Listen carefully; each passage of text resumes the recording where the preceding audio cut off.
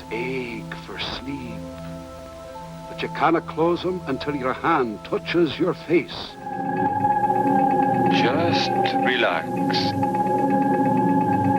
Sit down. Relax. You will do exactly as my voice tells you. Hit the like button, subscribe, and ring the bell.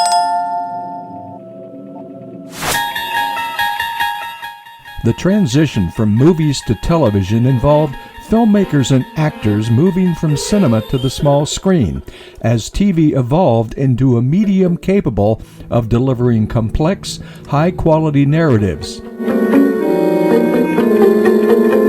And hypnosis as a plot device would also follow those making the transition. The amazing drama you're about to see is a matter of human record.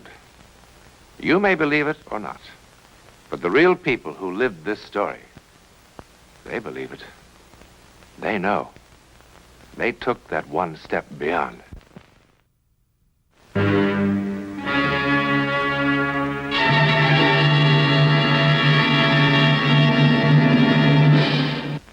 This door is kept locked at all times. The curtains on the window are always drawn. Inside the main house tonight is quite an occasion. In the year the Parrish family has lived in Boston, this is the first time anyone outside the immediate family has been invited to the house. What if Danny doesn't believe the story about the servants leaving just this morning? Well, goodness, Anna, why shouldn't he? It would hardly enter his head that we've never had servants here. We're all so good at telling lies, aren't we? Well, at least they are lies that hurt no one. Well, you'll be free with me very soon. You'll be married and in New York with Danny. Mama, to have somewhere that's really, really home. After all these years of moving one place to another and being frightened. Mama, did I tell you what Danny said to me? He said he wanted 6 children. Of course, I just sat there and stammered and blushed. What's that? It's nothing. It's a recipe. You know, Danny even has names for them. Michael and Eric and David for the Margaret, boys. And the... We'll have the Beaujolais with dinner. Yes, Papa. Oh, darling, you better run along upstairs and get ready. Yes. Danny seems to be the kind who never late. Not a second. Life must run like clockwork. That's why I love him. And I love you too, Mama. And I love you too, Papa. Oh, tonight I love the world. Ah! Mama. There seems to be someone in the garden. George, go and see what's happened. You know what has happened. Mama, please, please don't. No one can see into that room. Wash your hands. That'll help. Wash my hands. Will that wash away Jason? I hate him, I hate him, I hate him! Anna!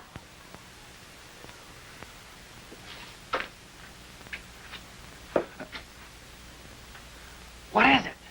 Come inside.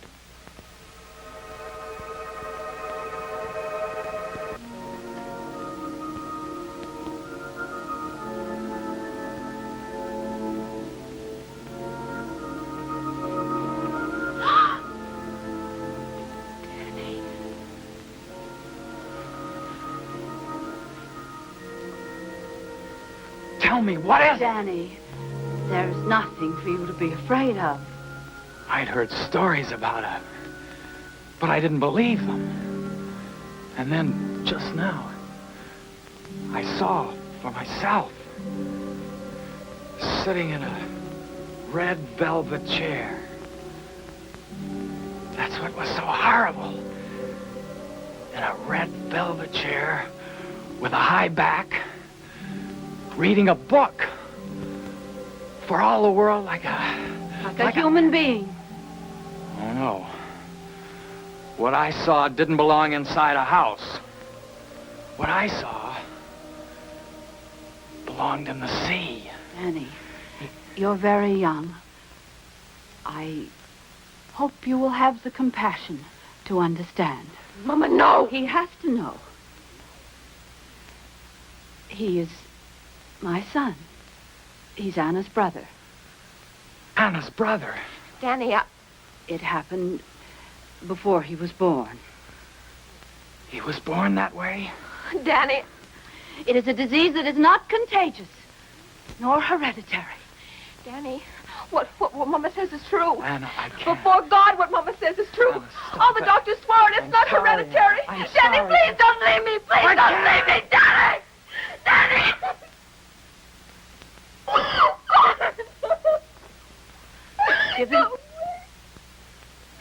Give him time to think.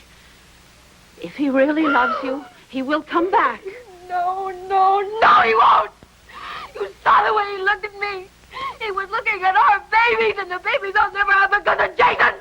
I hate him, and I wish he were dead.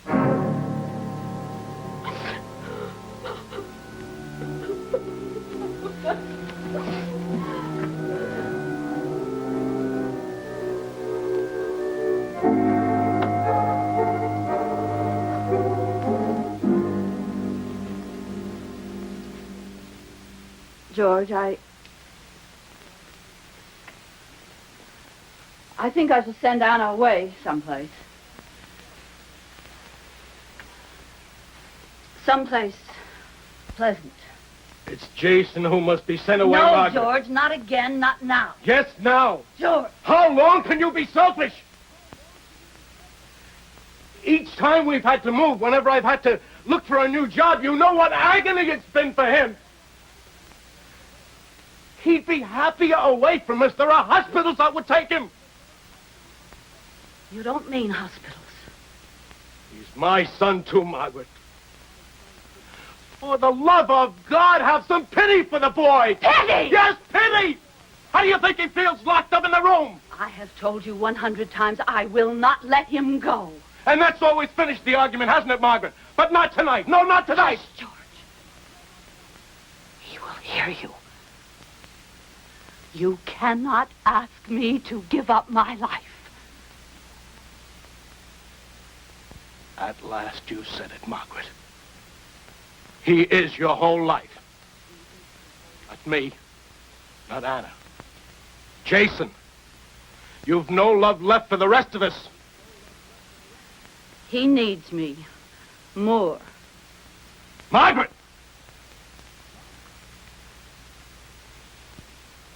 I mean what I say.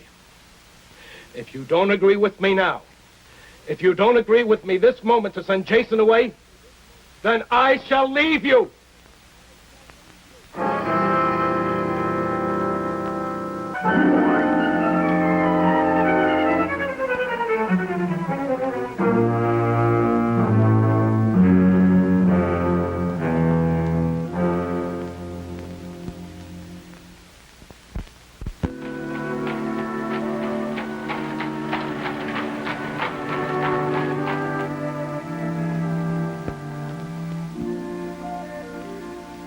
Parish, I'm Edward Brown.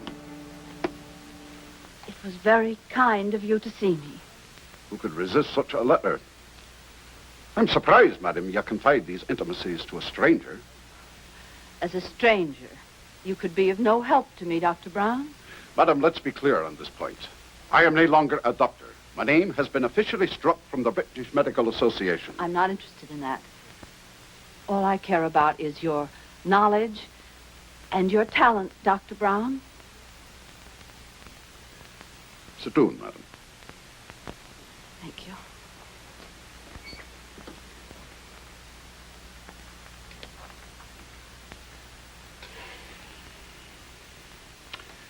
I remember hearing of a few such cases as your son's.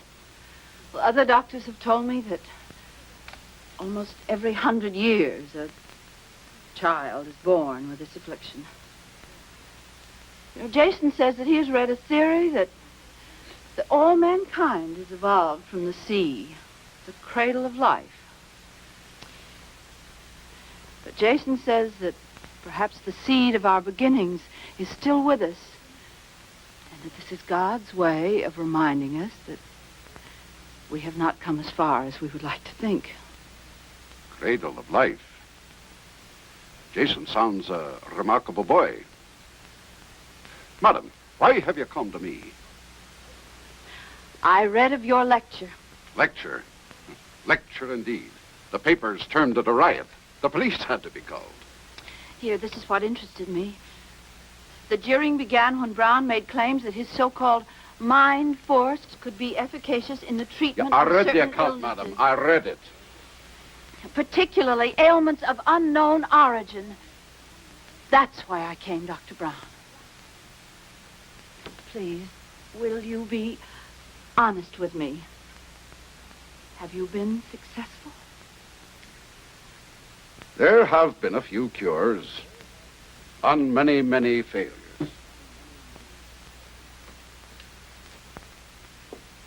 What is this mind force? Madam, if I could explain it satisfactorily, I would hardly be in my present position. All I can tell you is that I seem to have developed a kind of power. What it is, I cannot tell you. I'm not the first. There have been others. I think perhaps Dr. Mesmer was the first. This power sounds supernatural. And that would frighten you? I want my son to be well. The means do not concern me. Will you dine with us tonight and see Jason? Madam, do I look in such bad need of a meal? I am in such bad need of help. I'm sorry. I thought perhaps another chance of success was vital to you. Madam, I don't believe either one of us could stand another failure. I haven't had a roast like that in more months than I'd care to say. Anna, did you hear that? Dr. Brown was complimenting you on your cooking. Mama, Papa wrote that he'd seen Danny in New York. It was just by accident on the street. They didn't even speak. Danny crossed the street. Aye, what can be worse than the loss of love? Except perhaps the loss of belief that it can happen again. If you have finished your coffee, Doctor, I will take you to see Jason. Miss Parrish. You remember at dinner me talking about my life in England? What are my beliefs? I was made to look a fool. Many people turned their backs on me, including someone I loved most dearly. But now I'm glad it happened. Now I know there was no real love between us. Someone who loves you will not desert you, no matter how severe the test. Do you believe that? I don't know. Perhaps I could help you to believe. Come, lass. Come and sit down.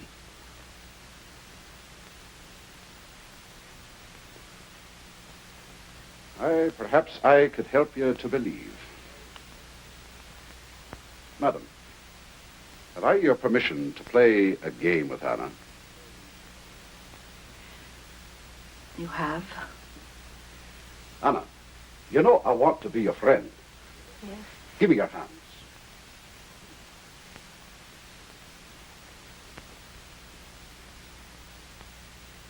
Anna, fix your gaze on a point of light in your ring. Stare at it. Never take your eyes from it. I want you to imagine that I tied a balloon to your wrist. Imagine that your hand has no weight in it. The balloon is pulling it into the air. Your hand has no weight in it. It can float in the air like a feather. The balloon is tugging up, up, up. That's it. Now, as your hand rises higher, it will come toward your face. Keep staring at that one point of light. Keep staring at it as your hand comes toward your face. You're becoming more and more sleepy. Your poor eyes ache for sleep. But you cannot close them until your hand touches your face. Only then will you sleep. Sleep.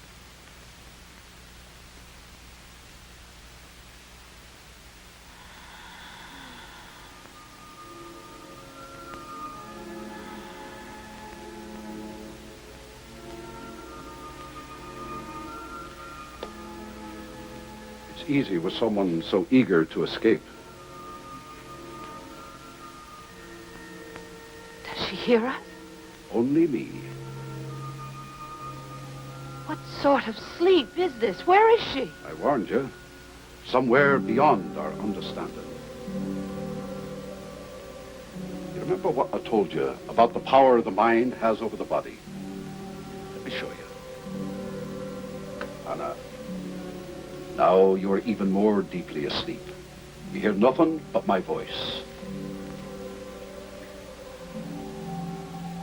Yesterday you had an accident in the kitchen. You scalded the back of your hand with boiling water.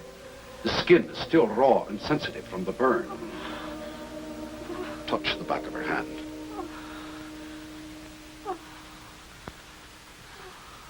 Go on, touch it.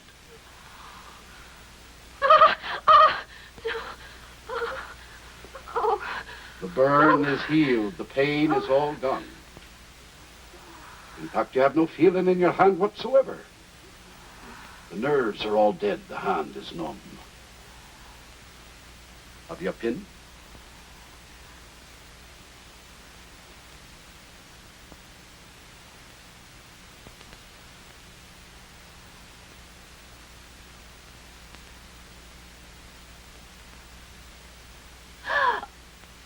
It will not bleed.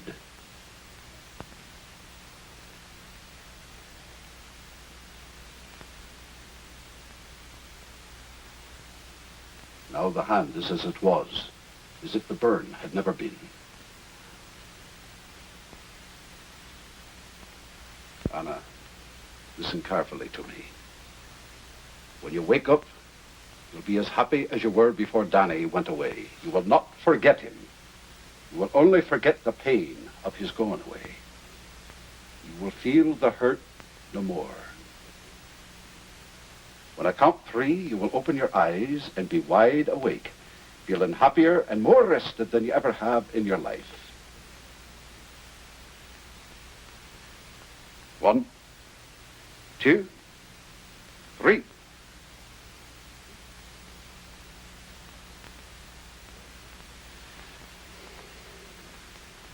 What happened?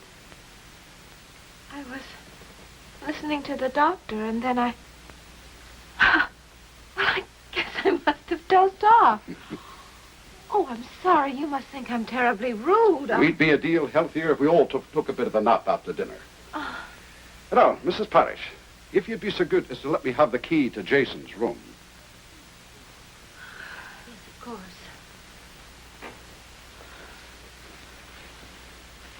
Doctor, I think if anyone can help Jason, it's you. Thank you.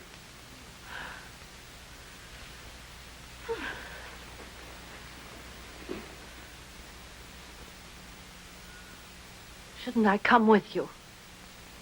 You said he was expecting me.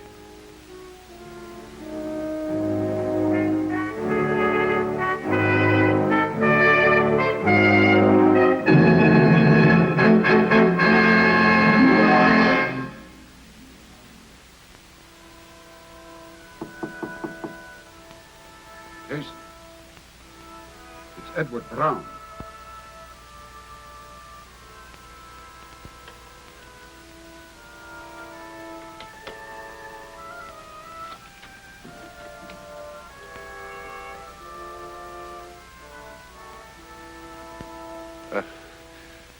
My name is Edward Brown.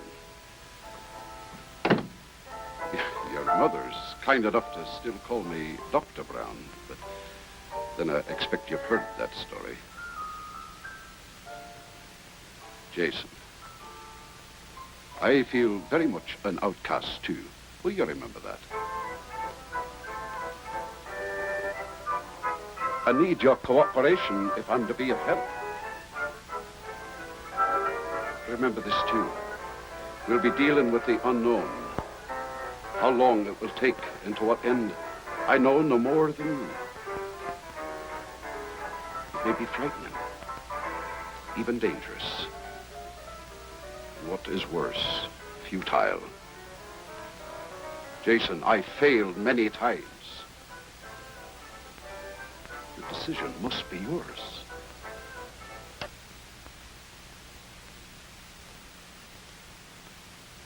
Good.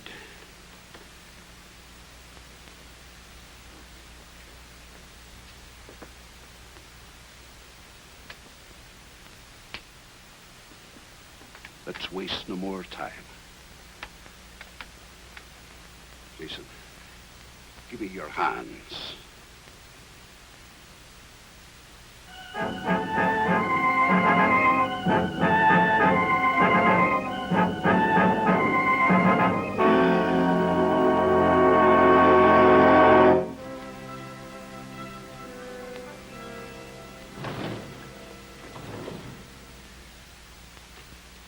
Not even on Christmas Eve.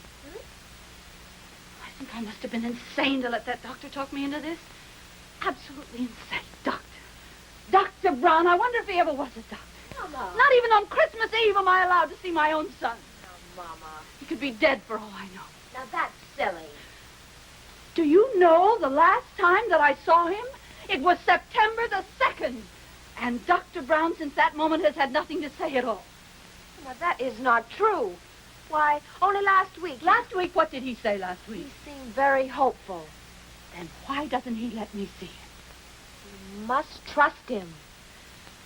Well, I don't. I don't trust him. I think it's all some kind of a hoax.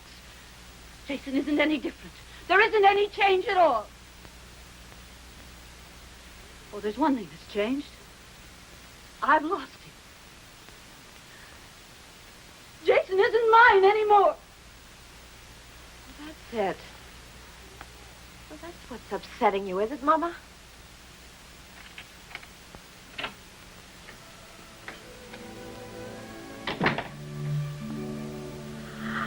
Papa! Oh, my God, you're home. Oh, we need you so much. Hello, baby. Hello, Margaret. George, I'm glad you're home. Papa, you're in time for Christmas. Oh, let me take your hat and coat. George, I am glad you're home, and not just because it's Christmas. I've been so foolish. Margaret, did you actually think our son could be cured by this charlatan's black magic? Papa, Dr. Brown isn't a charlatan. Why, you only have to meet him to see that. Meet him?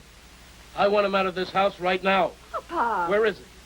He's with Jason. Get him. But, Papa, Get him.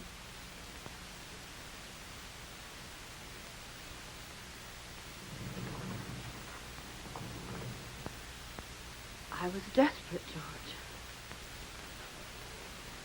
I know, Margaret. Margaret, I brought someone with me. He's waiting outside. Why? He's from a hospital in New York. No! Margaret, listen to me. No! I've seen the place. No! No, I've lost him once. Never again, never again. Margaret, we'll go down there together. You can see it for yourself. No! I have seen those places. I know. I would rather have Jason dead first. Margaret, all the papers have been signed. No! There's nothing you can do, Margaret.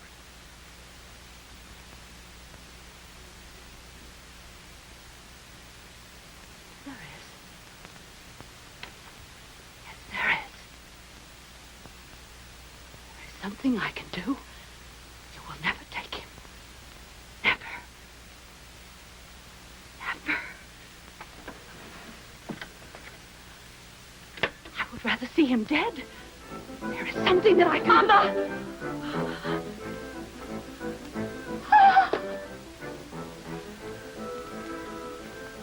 It was Jason's wish to wait till Christmas.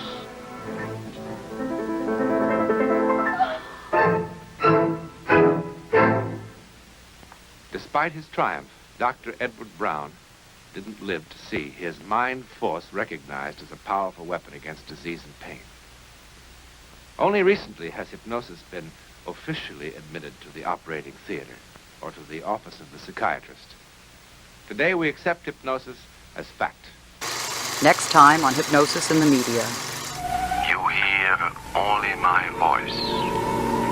You obey only my voice. You're getting sleepy. So sleepy. Rest in. Sleep in. I don't know why you're all so hot. We're in the North Pole, and it's absolutely freezing. Thanks for watching until the end. If you want to see more, just hit the subscribe button. I hope you enjoyed this episode of Hypnosis in the Media. I'm Meg Register, a certified clinical hypnotherapist, as well as an advisor to the series.